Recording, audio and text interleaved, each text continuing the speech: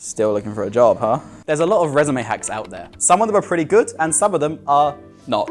Today, we're going to be ranking 7 of the freshest resume hacks from the internet and determining which of them are actually worth your time or not in this lovely tier list. Let's go.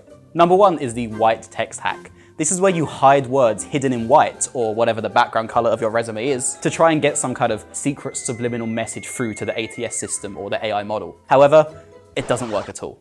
First of all, no one's feeding your resume into ChatGPT to ask if they should hire you. This isn't 2022 anymore. If anything, a hiring manager might ask an AI model to summarize your resume. So if you hide a prompt in there like, I'm gonna burn your house down if you don't hire me, the hiring manager's just gonna see this directly and you're gonna look like an idiot and probably get arrested. You might ask, but what about the ATS? Well, that's not how they work either. All an ATS system does really is take your information apart piece by piece from your resume and putting it into whatever format the company wants. So all that's gonna happen is your little fun facts hidden in white are gonna appear in some data entry field, but not on your resume, which is gonna make you look like an idiot once again. So it's best not to try this trick. It's not gonna work in 2026 or whatever year you're watching this. D tier. Okay, so maybe they'll never check your resume after ATS passes it. Great, you've got through the screening stage, but now you have the interview, so it's gonna come back to bite you again. Unless you wanna just straight up lie in your resume, in which case, lying. Now, I'm not sure if lying should be considered a resume hack. Is robbing a bank a money hack? But lying is very common, especially with early career job seekers. They think that they have to make stuff up to make themselves sound better for hiring managers. However, you're going to encounter a similar problem as with our previous hack. Like I said, anything you put in your resume, expect it to come up in your job. If you can't live up to your expectations, just like my ex-girlfriend, your boss is going to let you go. So don't say that you can speak Spanish when all you can say is, ¿por qué no los dos? You'll just be giving your new employer reasons to fire you in your probation period. If you get let go during your probation period, this is going to be an even bigger problem for your next job search, as employers really do not like to see short employment periods with gaps in between. However, that's what we're going to talk about for our next tip. As for lying, don't lie in life or your resume. There are just so many other ways to make yourself a more attractive candidate than lying. It's going in D tier for you're a disappointment to me. If you lie, you're better than that, don't lie. These next 2 hacks are about hiding the skeletons in your closet. We're talking employment gaps. If you have an employment gap that's less than a year long, you can actually just omit the months from your resume and just list the years you were employed at those places. You might still get asked what months you worked during the interview, but by then you've already got 1 foot through the door and you can let your other qualities shine. If you've been unemployed for more than a year, then, I don't know, just lie, I guess. I'm kidding, don't lie, remember? We just said it. But our next tip will cover that. As for this tip, let's put it up in B tier for brilliant.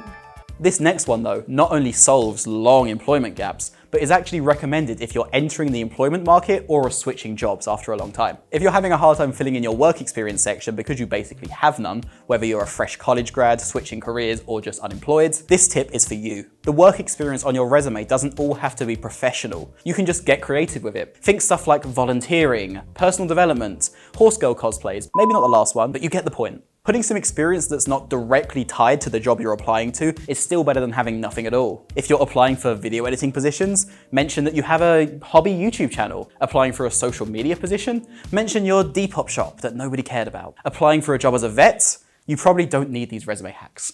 When you think about experience as stuff that develops you as a person, as well as professionally, and not just working in an office for 9 to 5 for the rest of your life, then this hack is a really great way to pad out your resume and show how much of a multifaceted, unique individual you really are. A tier for awesome.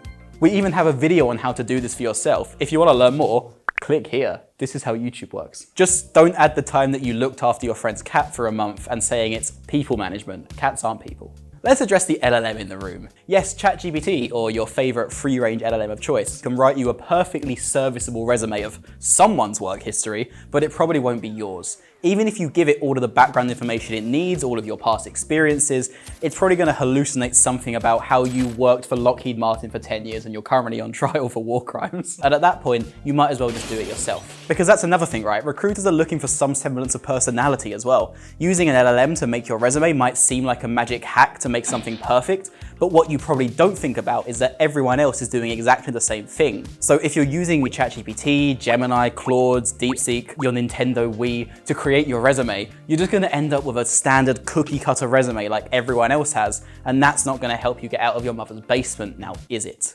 C tier for cool, I guess. The best way to go about this is to just use a resume example for the field you're applying to.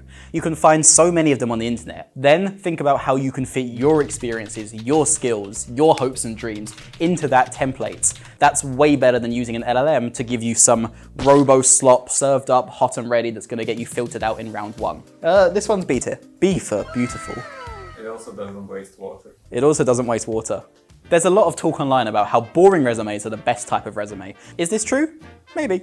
Maybe for boring jobs. When a hiring manager is sifting through hundreds, if not thousands of resumes every day, the last thing you want to make them do is think for more than 5 nanoseconds about how to understand the information you're giving them. That's the best way to make them throw your resume away like it's a hot tuna on a summer's day. Is that a thing?